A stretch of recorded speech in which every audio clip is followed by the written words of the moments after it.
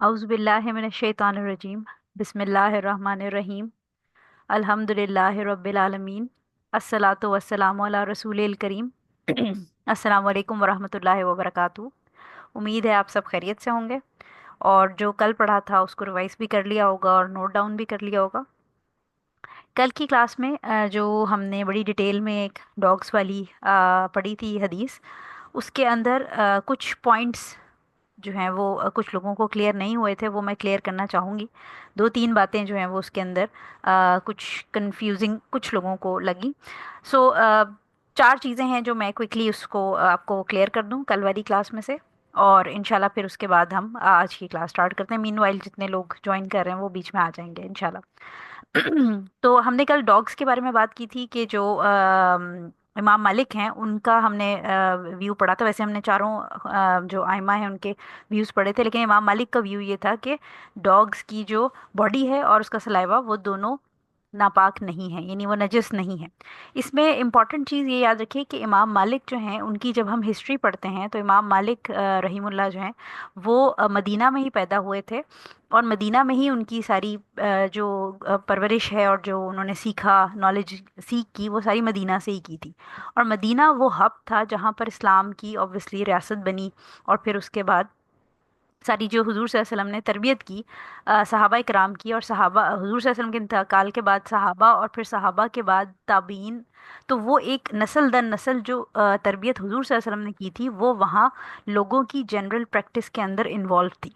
और इसीलिए इमाम मालिक, क्योंकि उन्होंने भी उन्हीं लोगों से आगे जो स्कॉलर्स थे जो सहाबा से पढ़ के आगे ताबीन और ताबीन थे, जो सक्सेसर्स थे, उनसे उन्होंने नॉलेज सीख की। इसलिए जो इमाम मालिक हैं उनकी जब हम रूलिंग्स पढ़ते हैं, जिस तरीके से वो रूलिंग निकालते थे कुरान और हदीस में से, उसमें एक बड़ी इंपॉर्टेंट चीज़ वो हमेशा ख्याल रखते थे जिसको हम कहते हैं practices of people of Medina. यानी मदीना के लोगों की जो आम एक प्रैक्टिस थी, जो एक वहाँ पर रियासत मदीना हुजूर सल्लल्लाहु अलैहि वसल्लम के हाथ से जो कायम हुई थी, उसमें जो चीज़ें हुजूर सल्लल्लाहु अलैहि वसल्लम ने सहाबा को सिखाई और फिर सहाबा ने आगे अपने बच्चों को, और एक नस्ल दर नस्ल जो चीज़ ट्रांसफ़र हो रही थी, उस चीज़ को इमाम मालिक बहुत ज़्यादा वैल्यू देते थे। और अपनी रूलिंग्स जो फ़िक़्ह के पॉइंट ऑफ व्यू से, यानी फ़िक़्ह की जो रूलिंग्स होती थी उसके अंदर जो practices of people of Medina थी, यानी जो मदीना वालों की जो प्रैक्टिस थी, जो वो काम किया करते थे, उसको वो खुसूसी वैल्यू देते थे। लिहाजा इमाम मालिक अगर ये कह रहे हैं कि कुत्ता की बॉडी और कुत्ते का लुआब जो है वो नापाक नहीं है, ऐसा नहीं हो सकता कि जो practice of people of Medina, यानी मदीना में जो लोग रहते हों, वो उसको नापाक समझते हों और इमाम मालिक कोई ऑपोजिट रूलिंग दें। लिहाजा ये बड़ा स्ट्रॉन्ग पॉइंट है इमाम मालिक की रूलिंग के फेवर में, क्योंकि जो वो देख रहे थे अपनी आंखों से बचपन से मदीना में जो लोग थे वो कुत्तों के साथ कैसा सलूक करते थे, उस बेसिस के ऊपर, यानी उन्होंने कभी ये चीज़ नहीं देखी कि कुत्तों के लुआब को लेके जो मदीना के लोग हैं उनको कोई प्रॉब्लम। सो इस बेसिस को भी उन्होंने अपनी रूलिंग्स के अंदर इन्वॉल्व किया। सो एक ये इंपॉर्टेंट चीज़ थी। दूसरी इंपॉर्टेंट चीज़ जो कुछ लोगों के माइंड में सवाल रह गया, कि हमने ये बात की थी जब हमने सारी डिस्कशन की थी कि जो सात दफ़ा धोने का हुक्म है बर्तन को, वो इसलिए है पॉसिबली, वैसे तो वल्लाहु आलम सिर्फ अल्लाह बेहतर जानता है, लेकिन जो हमने रूल आउट डिफरेंट साइंटिफिक और उलमा के जो पर्सपेक्टिव थे उनसे की थी, वो ये थी कि जो उसका लुआब है कुत्ते का, उसके अंदर कुछ ऐसे पैथोजेंस, कुछ ऐसे बैक्टीरिया, वायरस या माइक्रोब्स या पैरासाइट्स हैं जो कि अगर इंसानी जिस्म खा ले तो वो उसके लिए नुकसानदेह हैं, और उन माइक्रोब्स या उन पैरासाइट्स वगैरह के अंडों को हटाने के लिए ढेर सारी दफ़ा धोने का हुक्म है। तो कुछ लोगों के माइंड में ये सवाल आया कि यही जो लुआब है ये फिर जब कुत्ता हंटिंग करके लाता है, जो हमने बात की थी कि शिकारी कुत्ता है, और शिकारी कुत्ता जब मुंह से उसको पकड़ेगा शिकार को, तो तब भी तो उसका लुआब जो है वो शिकार पे लग जाएगा। तो शिकार को फिर सात दफा, क्योंकि शिकार भी हम खा ही रहे हैं, और उधर से बर्तनों में भी हम यानी बर्तनों में सिर्फ वो बर्तन हमने साफ करने हैं ना जिसमें हमने खाना है या जिसमें हमने वजू का पानी रखना है। अगर कुत्ते का अपना बाउल है उसको तो हम साफ नहीं कर रहे।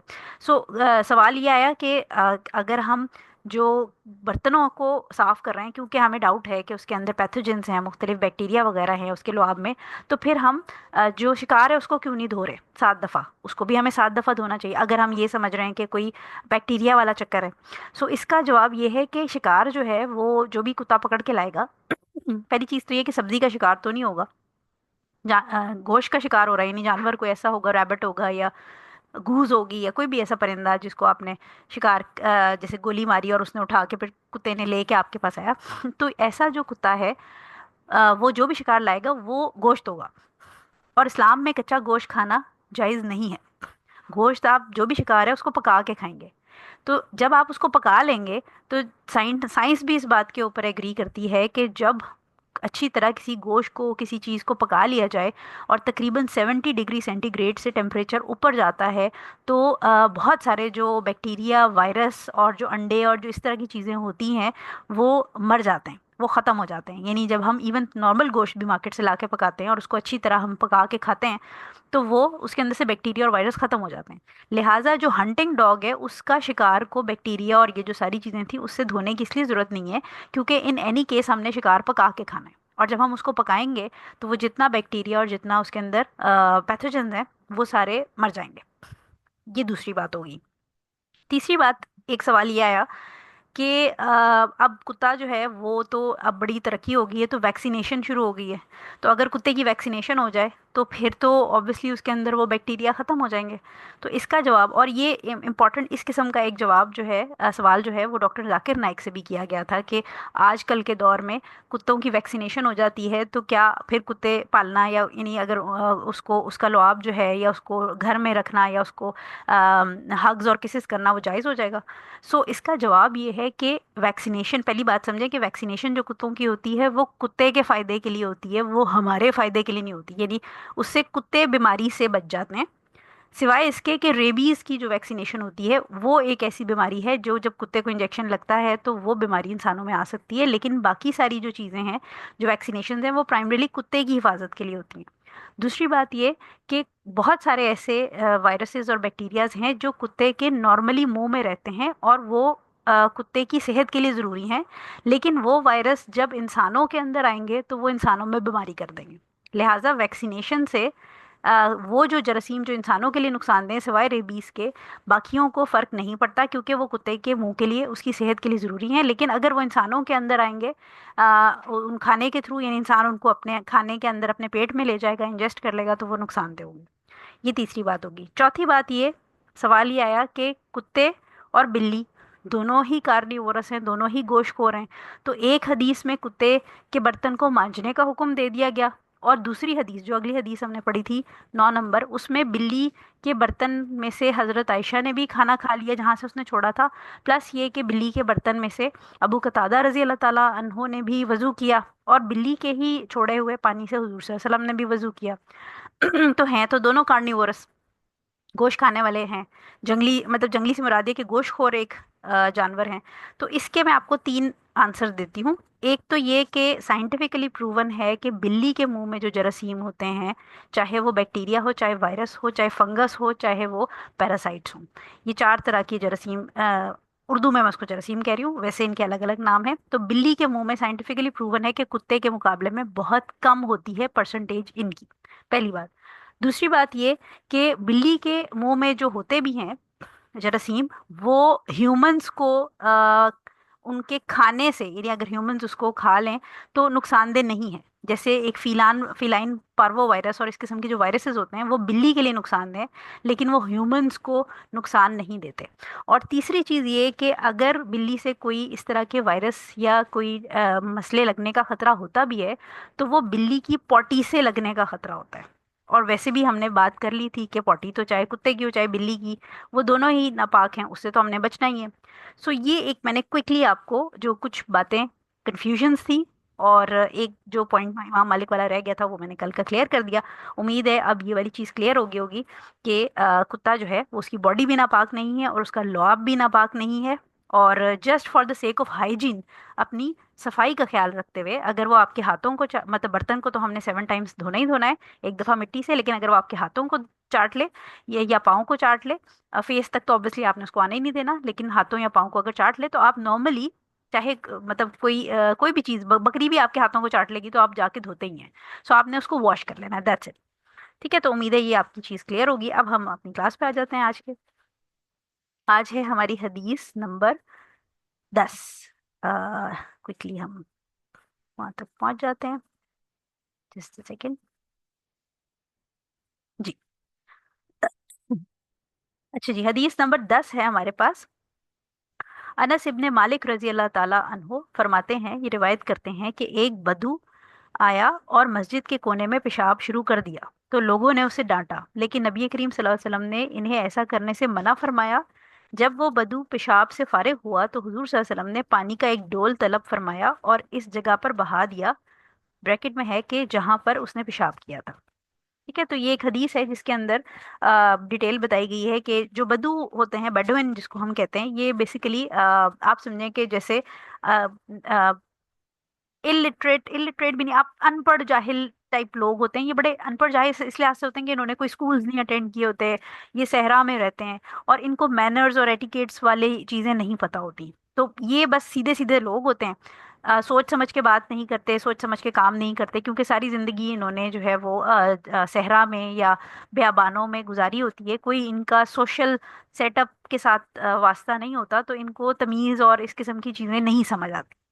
तो लिहाजा इस हदीस के अंदर जो अनस इब्ने मालिक रजी अल्लाह ताला अन्हो हैं, वो बता रहे हैं कि एक बदू जो है वो मस्जिद में आया और हुजूर सल्लल्लाहु अलैहि वसल्लम और सहाबाए कराम मस्जिद में बैठे हुए थे, और वो आके अपने हिसाब में उसने तमीज ये दिखाई कि वो एक कोने में जाके मस्जिद के पेशाब करने लगा।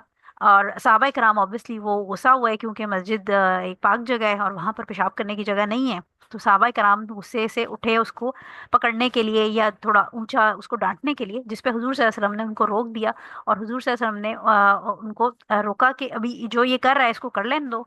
और जब उसने कंप्लीटली अपना काम जो कर रहा था वो कर लिया, तो हुजूर सल्लल्लाहु अलैहि वसल्लम ने पानी मंगवा के, एक बाल्टी में पानी मंगवा के और उस जगह पे डाल दिया, ताकि वो जो जगह है वो साफ हो जाए। ये हदीस जो है वो हमारे पास बुखारी और मुस्लिम दोनों में है। जब बुखारी और मुस्लिम दोनों में हदीस पाई जाए तो इसको मुत्तफकुन अलैह कहते हैं, यानी इस पे मुत्तफिक हैं बुखारी और मुस्लिम। ये हाईएस्ट लेवल होती है अथेंटिसिटी हदीस की, अगर वो बुखारी और मुस्लिम दोनों में पाई जाए। अच्छा, स्टेटस इस हदीस का सही हदीस है ऑब्वियसली, क्योंकि बुखारी मुस्लिम दोनों में है, तो ये हाईएस्ट लेवल है। नरेटर जो हैं अनस इब्ने मालिक रजी अल्लाह ताला अन्हो, इनकी मोटी मोटी जो दो तीन बातें वो आपने याद ये रखनी है कि ये हुजूर सल्लल्लाहु अलैहि वसल्लम की लाइफ में, बेसिकली मदीना के अंदर जब हुजूर सल्लल्लाहु अलैहि वसल्लम मौजूद थे, तो अनस इब्ने मालिक रजी अल्लाह ताला अन्हो की अम्मी उम्मे सुलैम रजी अल्लाह ताला अन्हा जो थी, उन्होंने बचपन में ही, बड़ी यंग एज में, अराउंड आई थिंक 8-10 साल के जब ये थे, तब इनको हुजूर सल्लल्लाहु अलैहि वसल्लम की खिदमत में उन्होंने पेश किया था। और उन्होंने कहा था कि मैं चाहती हूँ कि ये आपके साथ साथ रहे एज अ असिस्टेंट, आप समझे कि जूनियर असिस्टेंट के तौर पे, या उर्दू में अगर मैं कहूँ तो आप कह सकते हैं कि खादिम, जैसे छोटे छोटे जो काम है उनको हेल्प आउट करते थे हुजूर सल्लल्लाहु अलैहि वसल्लम के। तो उन्होंने अपना बेटा जो है वो हुजूर सल्लल्लाहु अलैहि वसल्लम को दे दिया था, ताकि हुजूर सल्लल्लाहु अलैहि वसल्लम उसकी तरबियत भी करें, और प्लस वो हुजूर सल्लल्लाहु अलैहि वसल्लम के साथ जब फिजिकली प्रेजेंट होगा सारा टाइम, तो वो छोटी छोटी बहुत सारी चीजें सीखेगा। तो ये हुजूर सल्लल्लाहु अलैहि वसल्लम के साथ फिर जब 8-10 साल के थे, तब से लेकर टिल हुजूर सल्लल्लाहु अलैहि वसल्लम की डेथ के टाइम तक ये उनके साथ ही थे। और हुजूर सल्लल्लाहु अलैहि वसल्लम इनसे बहुत खुश थे और बहुत ज़्यादा इनसे प्यार करते थे। और इसीलिए हुजूर सल्लल्लाहु अलैहि वसल्लम ने इनको इनकी उम्र, इनकी नॉलेज, माल और औलाद की तरक्की और ब्लेसिंग के लिए, उसमें बरकत के लिए दुआ दी थी। और जिसका असर ये हुआ था कि ये तकरीबन 103 साल की उम्र में इनका इंतकाल हुआ। माल की फरावानी देखी इन्होंने, औलाद भी इनकी माशाल्लाह बहुत आगे लंबी चौड़ी इनकी नस्ल जो है वो पोते पर पोते इन्होंने अपनी ज़िंदगी में देखे। तो माशाल्लाह इनको जो हुजूर सल्लल्लाहु अलैहि वसल्लम की दुआ थी उसका असर सहाबा ने अपनी ज़िंदगी में देखा। तो अनस इब्ने मालिक रजी अल्लाह ताला अन्हा जो है वो बसरा में फौत हुए और फिर वहीं पर उनको दफन किया गया। ठीक है, तो ये इंपॉर्टेंट इनके बारे में चीज़ है। और अनस इब्ने मालिक रज़ी अल्लाह ताला अन्हो से आप ये देखेंगे कि बहुत सारी अहादीस रिवायत हैं। हम आगे आगे जैसे पढ़ेंगे तो ये नाम आप बार बार सुनेंगे, अबू हुरैरा रज़ी अल्लाह ताला अन्हो का नाम सुनेंगे, अनस इब्ने मालिक का नाम सुनेंगे रज़ी अल्लाह ताला अन्हो, अब्दुल्ला इब्ने उमर, अब्दुल्ला इब्ने मसूद, नहीं, अब्दुल्ला इब्ने अब्बास रजी अल्लाह ताला अन्हुमा, इनका नाम सुनेंगे। तो ये जो लोग थे, ये जो सहाबा थे, ये बेसिकली यंग थे हुजूर सल्लल्लाहु अलैहि वसल्लम की ज़िंदगी में। और हुजूर सल्लल्लाहु अलैहि वसल्लम के इंतकाल के बाद इन्होंने बहुत लंबा टाइम गुजारा, और इसीलिए फिर इन्होंने आगे जो सीखा था वो लोगों को बड़े अच्छे से सिखाया, क्योंकि यंग माइंड्स जो हैं वो बहुत जल्दी नॉलेज को पिक करते हैं। ठीक है। अच्छा, अब इस हदीस को यहाँ बाबुल मियाँ में शामिल करने का मकसद ये है, ये बताना है कि जो पेशाब है वो नजिस है। और अगर पानी में, यानी ह्यूमन पेशाब की बात हो रही है यहाँ पर, कि वो नजिस है, ह्यूमन यूरिन जो है वो नजिस है, और अगर वो पानी में गिर जाएगा तो फिर आपने वही वाली जो हमने तीन क्राइटेरिया देखने थे, स्मेल, टेस्ट और कलर का, कि वो पानी को देखना है और जज करना है कि अगर उसमें से स्मेल आ रही है या उसका कलर हल्का सा चेंज हो गया है, उसमें कलर आ गया है, येलो सा हो गया है। ऑब्वियसली टेस्ट तो उसको नहीं करेंगे आप, लेकिन स्मेल और कलर से ही आपको आइडिया हो जाएगा कि ये पानी पाक है या नहीं। अच्छा, इस हदीस से जो फिकही रूलिंग्स निकलती हैं या हमें फवायद हैं, बहुत सारे छोटे छोटे छोटे, इससे बहुत आपको फायदे समझ आएंगे। पहली चीज़ तो ये कि पहला रूल हमें ये समझ आता है कि अगर ज़िंदगी में कभी आप ऐसी जगह पर आ जाएं जहां आपको दो बुराइयों में से एक को चूज करना पड़े, मजबूरी आ गई कहीं पर, इस तरह की सिचुएशन होगी कि दो बुराइयां हैं उसमें से एक को चूज करना पड़े, तो आप कम वाली बुराई को चूज करेंगे।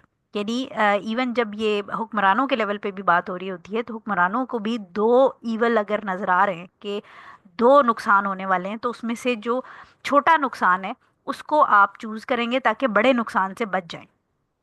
ठीक है, तो इस वाले जो हदीस है, इस केस में छोटा बड़ा नुकसान या छोटी बड़ी ईवल क्या हो रहा था कि अगर सहाबा कराम उस बंदे को रोक लेते, डांटते, तो ऑब्वियसली वो डर जाता।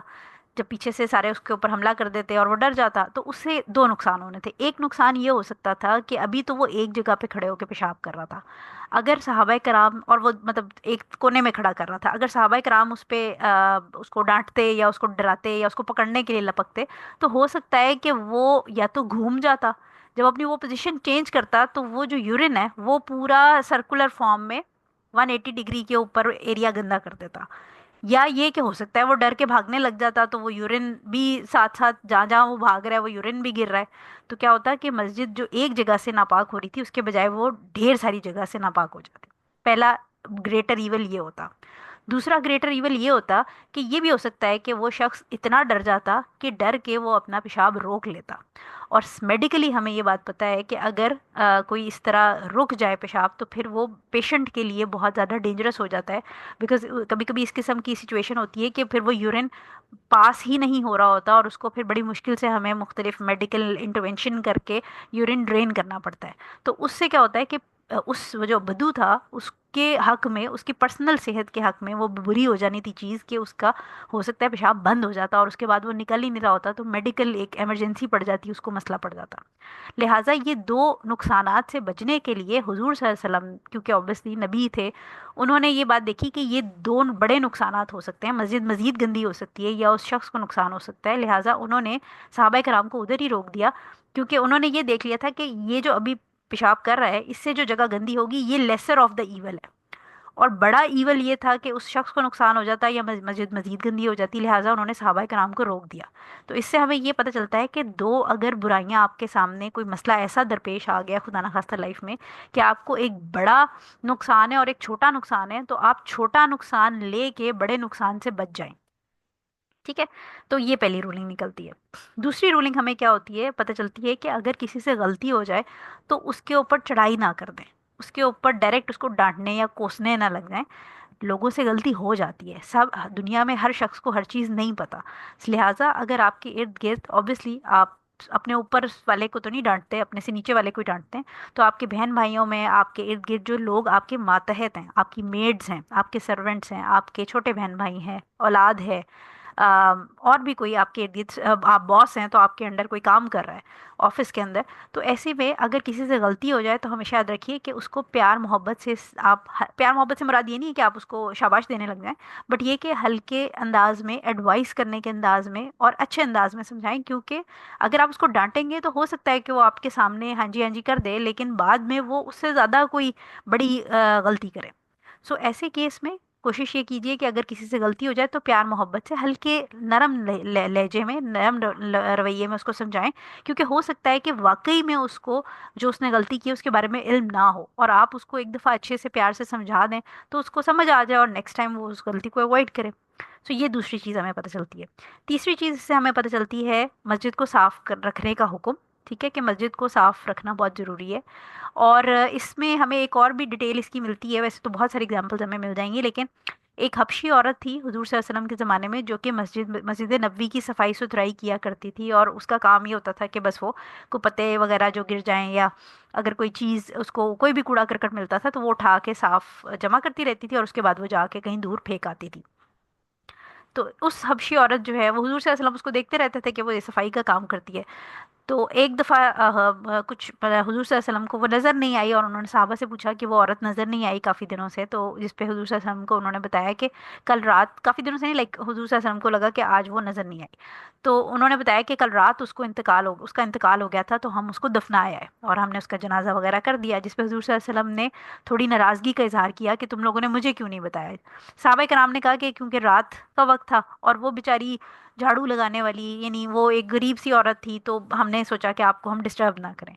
लेकिन हुजूर सल्लल्लाहु अलैहि वसल्लम की नज़र में उस औरत की वैल्यू इतनी ज़्यादा थी कि हुजूर सल्लल्लाहु अलैहि वसल्लम ने उसी वक्त सहाबा कराम को कहा कि वहाँ पर उसकी जो, जहाँ पर उसको दफनाया है वहाँ लेके जाएं, और वहाँ पर जाके फिर हुजूर सल्लल्लाहु अलैहि वसल्लम ने उसके हक में दुआ भी की, और साथ में उसका नमाज जनाजा भी दोबारा पढ़ाया गया।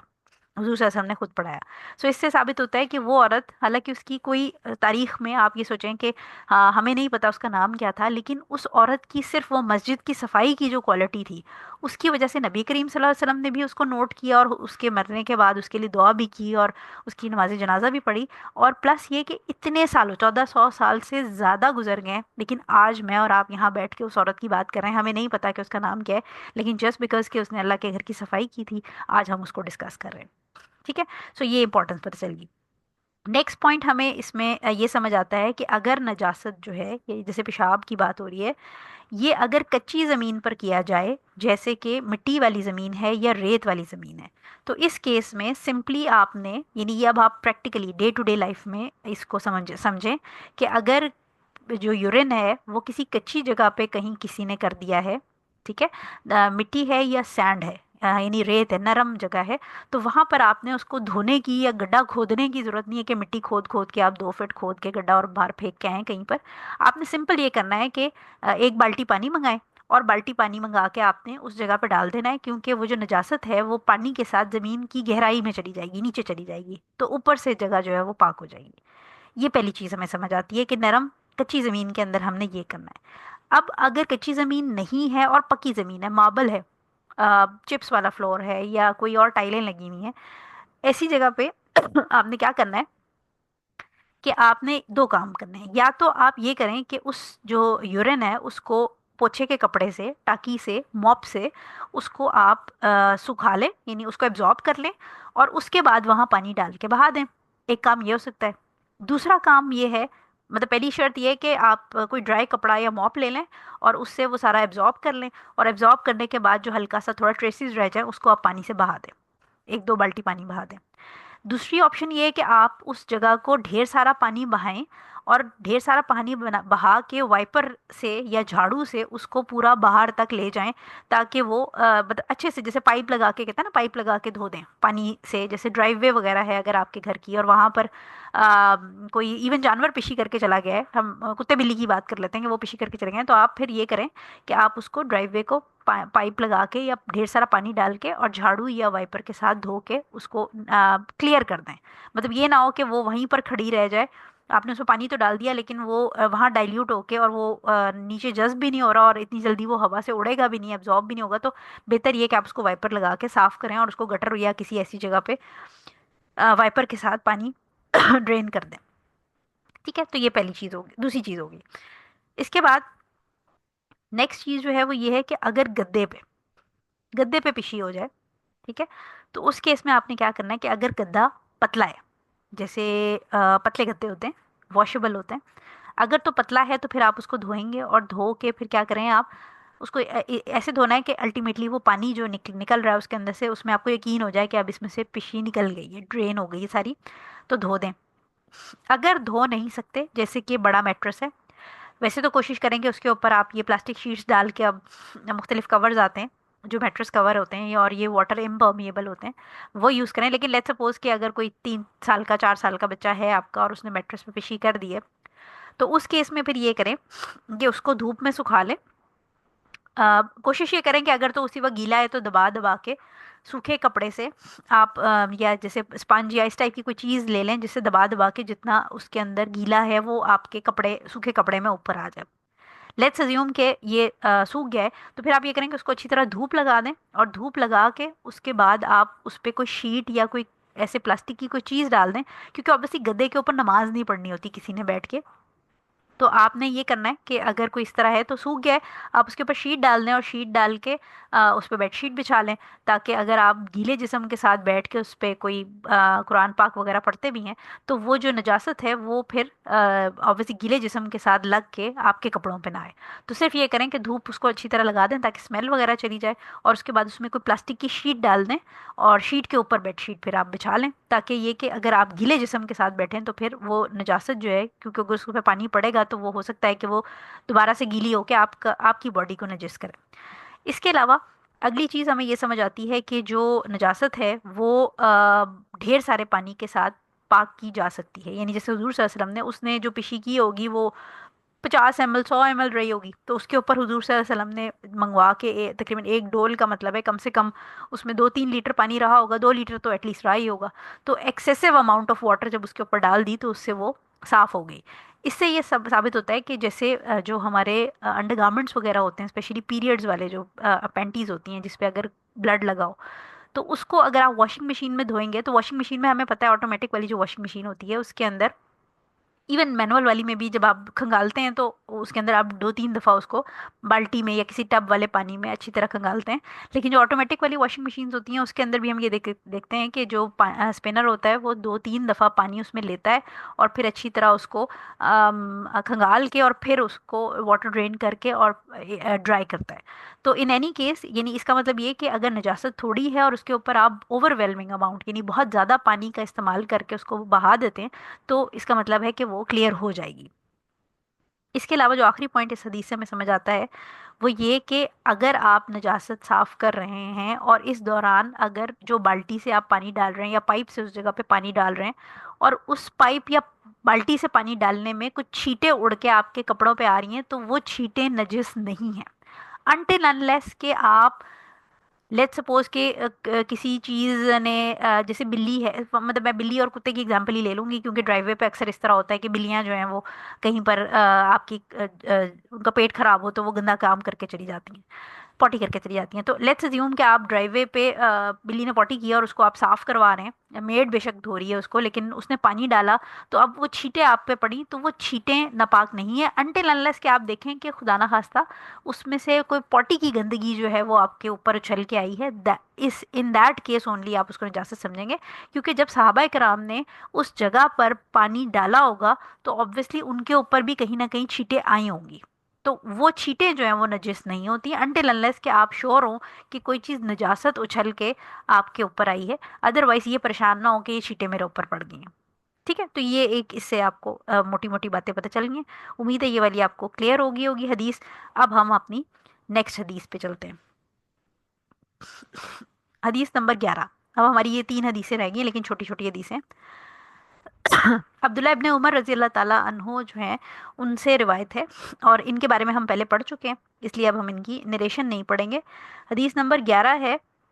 अब्दुल्ला इब्ने उमर रजी अल्लाह ताला अन्हुमा रिवायत करते हैं कि रसूल सल्लल्लाहु अलैहि वसल्लम ने फरमाया, दो मरी हुई चीज़ें और दो खून हमारे लिए हलाल किए गए हैं। दो मरी हुई चीज़ें यानी जिन्हें ज़िबा ना किया गया, एक टिड्डी है और दूसरी मछली, बाकी रहे वो दो खून तो इससे मुराद एक जिगर और दूसरी तिल्ली है। ठीक है, तो ये हमारे पास हदीस जो है उसमें इब्ने माजा से रिवायत आ रही है। अच्छा, इसके अंदर इन्होंने लिखा है कि अहमद और इब्ने माजा ने इसे रिवायत किया है और इसमें कमज़ोरी है। ठीक है, इन्होंने बुक के अंदर ये लिखा हुआ है। तो पहली चीज़ तो ये कि इस हदीस को हम समझ लेते हैं कि अब्दुल्ला इब्न उमर रज़ी अल्लाह ताला अन्हुमा जो हैं वो बता रहे हैं कि हुज़ूर साहब ने फरमाया कि दो तरह के मुर्दार, दो तरह की जो डेड एनिमल्स हैं और दो तरह का खून जो है वो हमारे लिए हलाल कर दिया गया है। जो डेड एनिमल्स हैं उसमें टिड्डी, जिसको उर्दू में टिड्डी दल भी कहते हैं, और ये वो वाली टिड्डी दल होती है जिसका बड़ा बड़ा झुंड एकदम से कहीं से अचानक से सालों में निकल के आ जाता है और पूरी पूरी फसलें खा जाता है, और इसकी फिर टीवी पे खबरें भी चल रही होती हैं और बेचारे खेत वगैरह बड़े बुरी तरह ख़राब करते हैं। तो टिड्डी, और दूसरा मछली या सी फूड, जो हमने हम पहली हदीस जो थी हमारी उसको याद करें।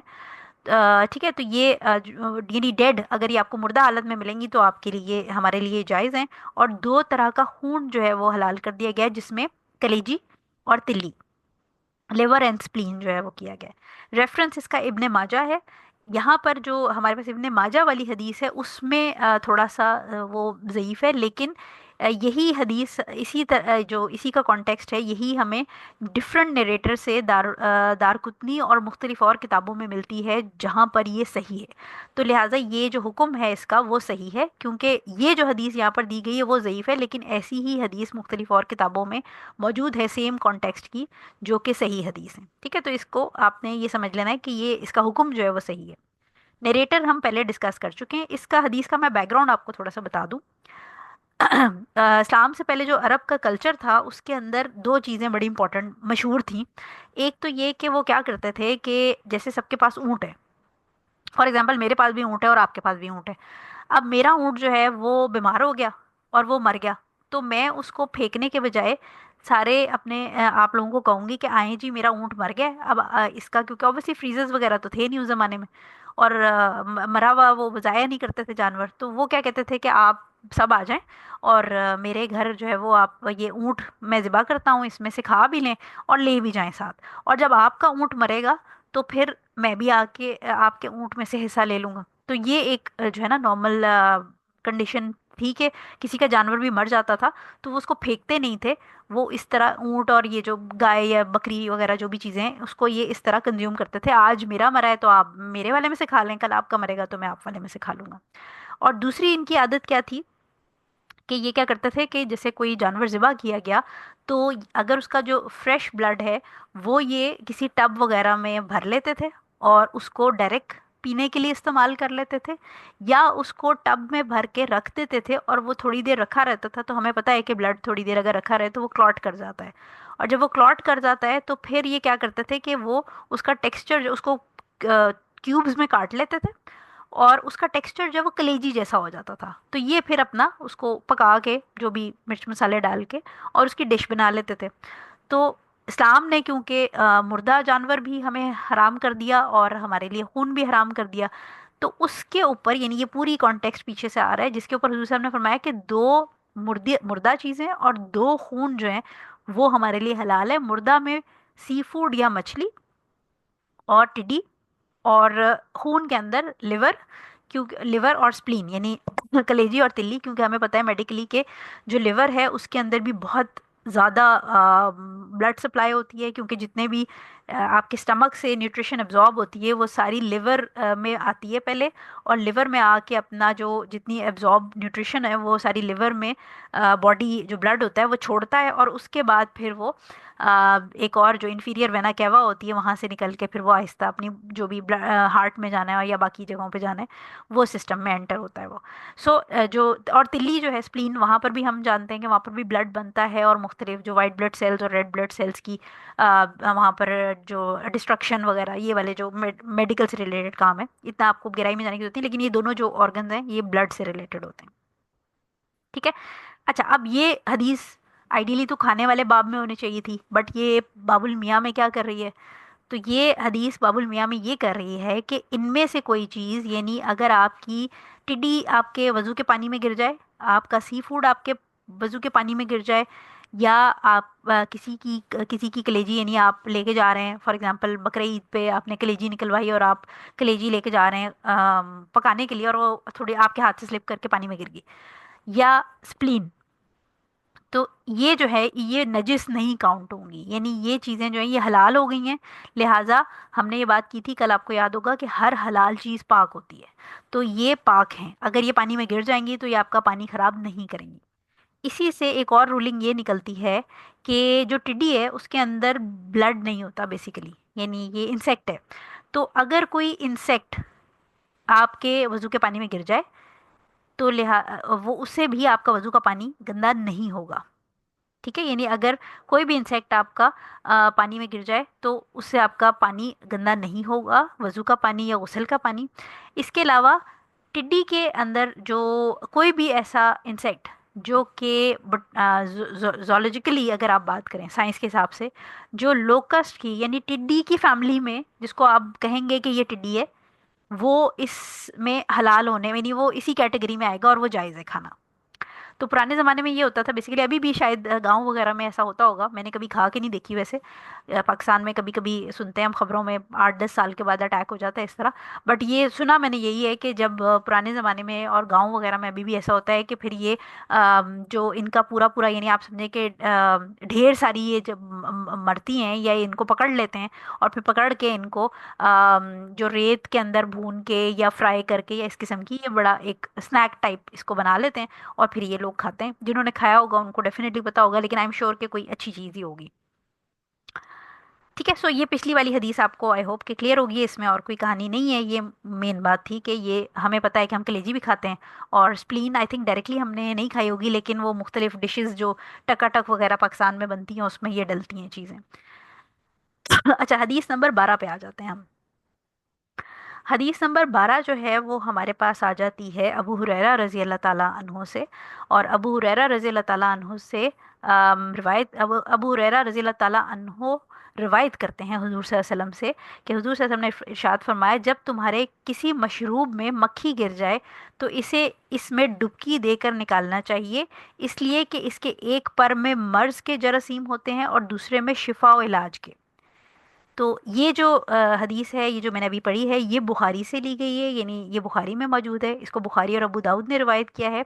जो अबू दाऊद के अंदर रिवायत है उसके अंदर थोड़े से वर्ड्स मजीद इजाफा हुआ है। उसमें उन्होंने क्या इजाफा किया है कि मक्खी मशरूब में अपना वो पर डुबोती है जिसमें बीमारी के जरासीम होते हैं।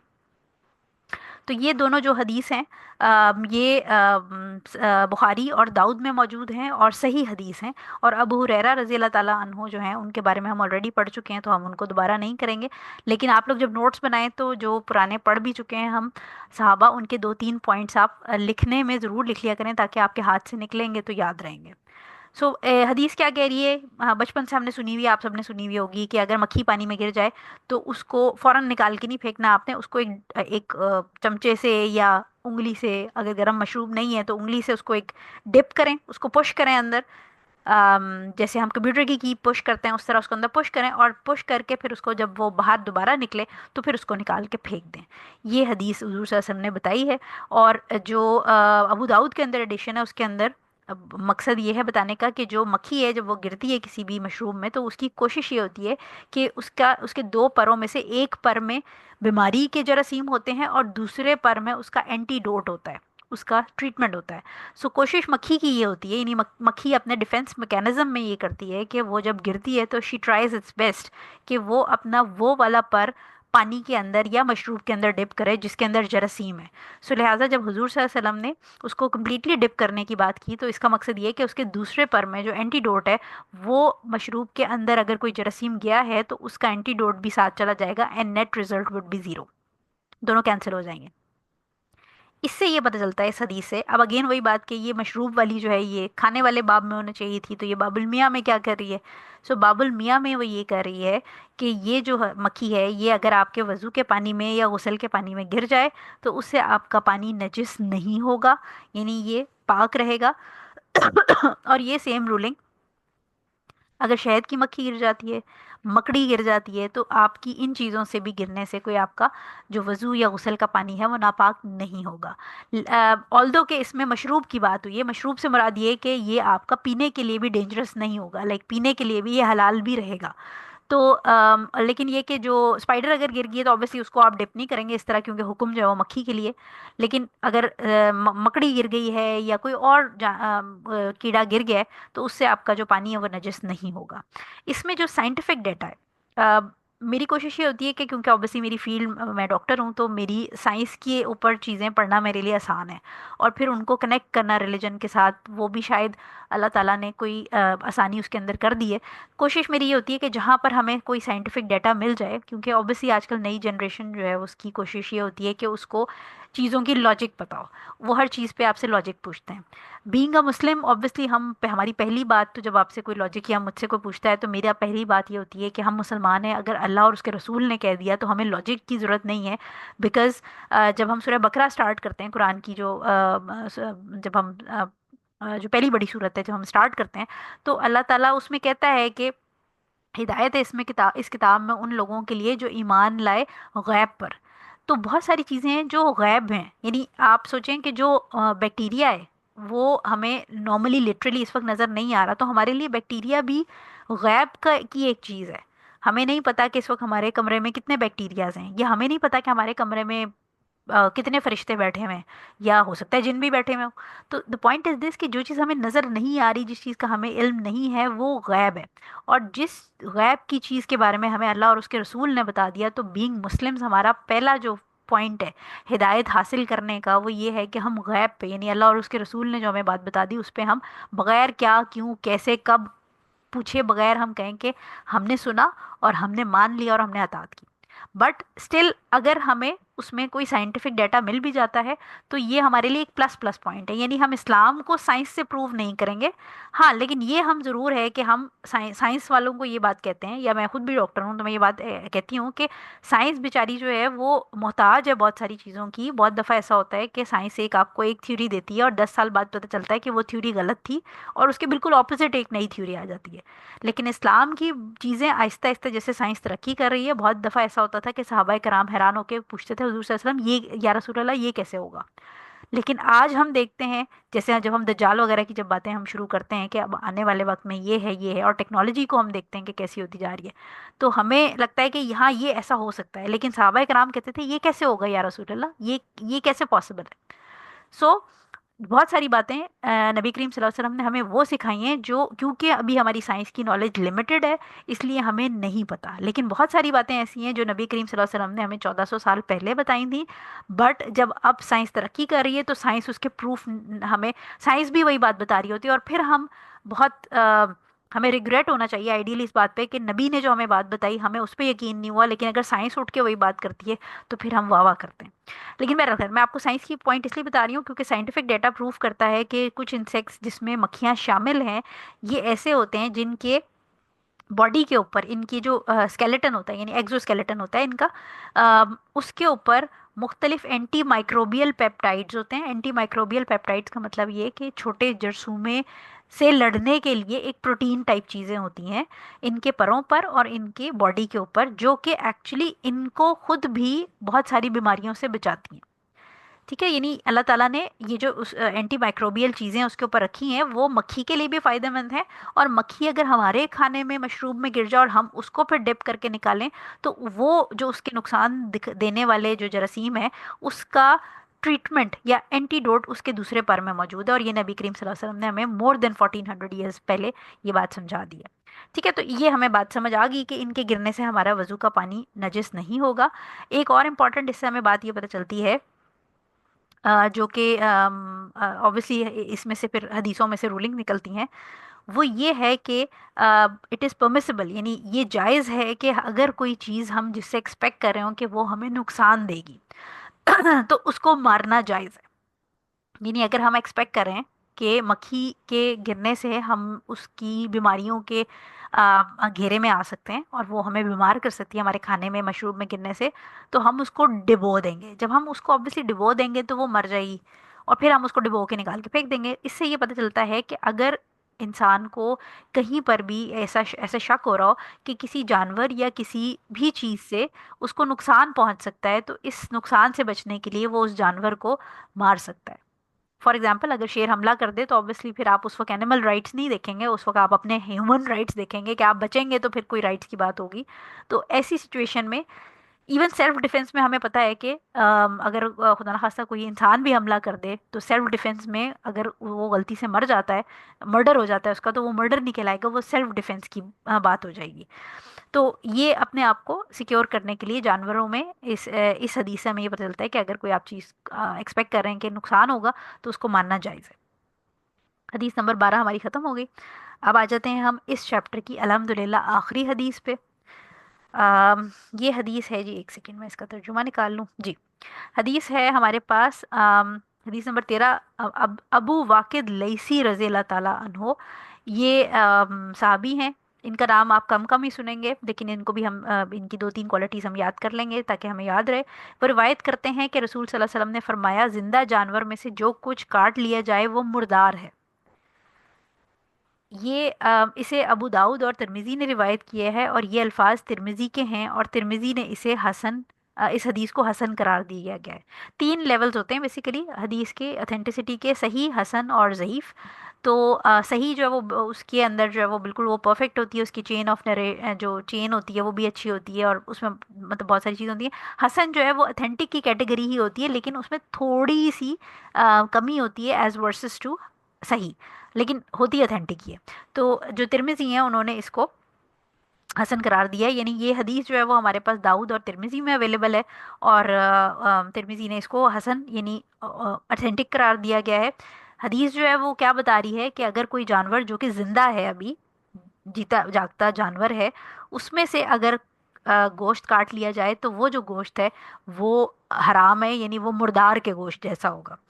पहले नरेटर की बात कर लेते हैं। जो नरेटर हैं ये अबू वाकिद लैसी इनका जो अबू वाकिद है वो उनकी कुनियत है, और इनका असल नाम हारिस बिन औफ औफ रजी अल्लाह ताला अन्हो था, और जो लेसी है वो इनके कबीले का नाम था। ठीक है, तो ये अक्सर इस तरह जैसे खुदरी हमने पढ़ा था, और इसी तरह बाहिली पढ़ा था, ये कबीले थे। तो जो लेसी है वो भी कबीले का नाम है, और ये जो है वो बदर के गजवे में शरीक हुए थे। तो ये जो असाबे बदर थे, यानी जो गजवा बदर में जिन सहाबा ने शिरकत की थी उनमें से एक थे। ठीक है, तो ये 3 पॉइंट इनके हम याद कर लेते हैं। अब इस हदीस का जो बैकग्राउंड है वो जानना ज़रूरी है, क्योंकि इस हदीस को समझने के लिए उसका बैकग्राउंड नहीं पता होगा तो हमें नहीं पता चलेगा। जैसे कि हमने बताया था कि जो इस्लाम से पहले ज़माने जाहिलियत में बहुत ज़्यादा अजीबो गरीब किस्म के ट्रेंड्स चलते थे, और उसमें एक ट्रेंड ये था कि किसी के घर अगर मेहमान आए और खाने का टाइम हो रहा है, तो अब वो कहेंगे कि जी खाने के लिए तो सर्व करने के लिए कुछ है नहीं, तो क्या करें।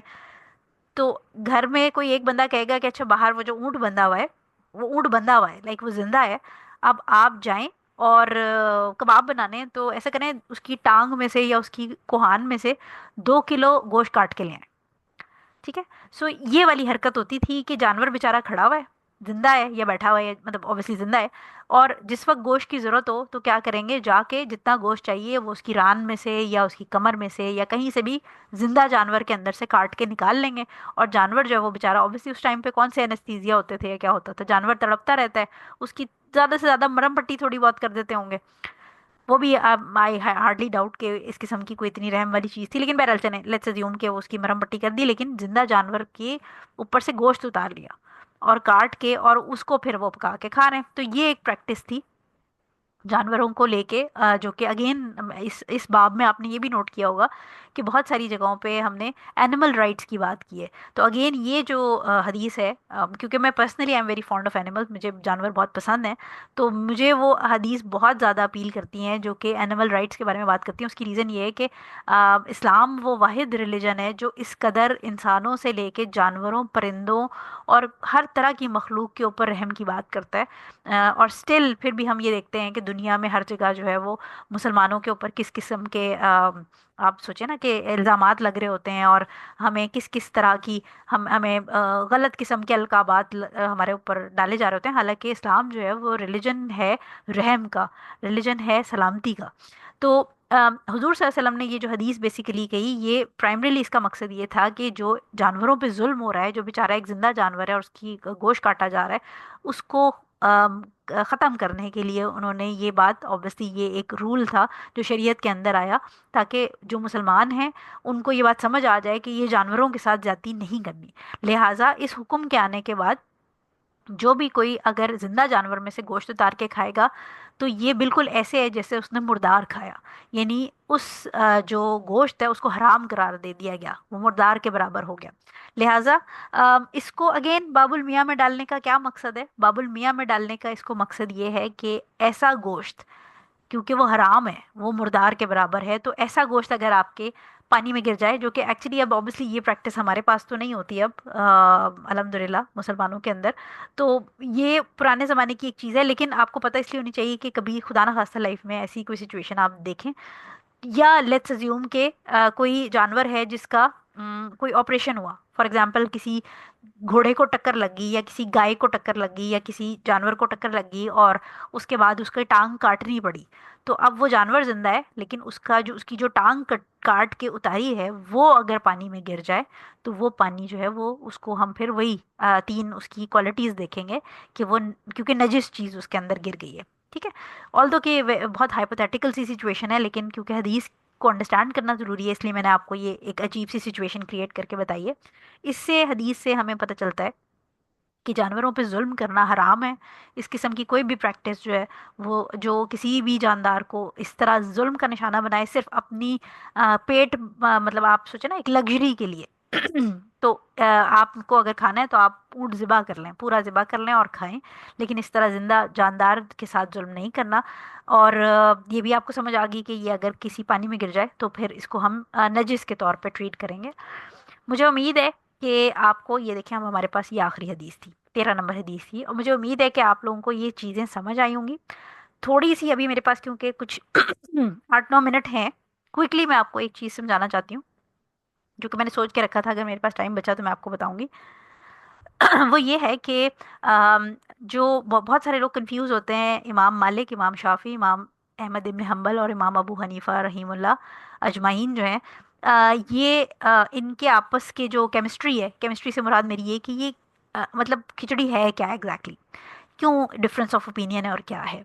तो एक बात तो ये समझें कि इस चीज़ को जानना ज़रूरी है कि जो इमाम अबू हनीफा रहीमुल्लाह थे, ये इन चारों इमामों में एज में सबसे बड़े थे, और ये कंटेम्प्रेरी थे इमाम मालिक के। कंटेम्प्रेरी से मुराद ये कि इमाम मालिक रहीमुल्लाह और इमाम अबू हनीफा रहीमुल्लाह ये दोनों एक ही टाइम पे मौजूद थे, एक ही ज़माने में मौजूद थे।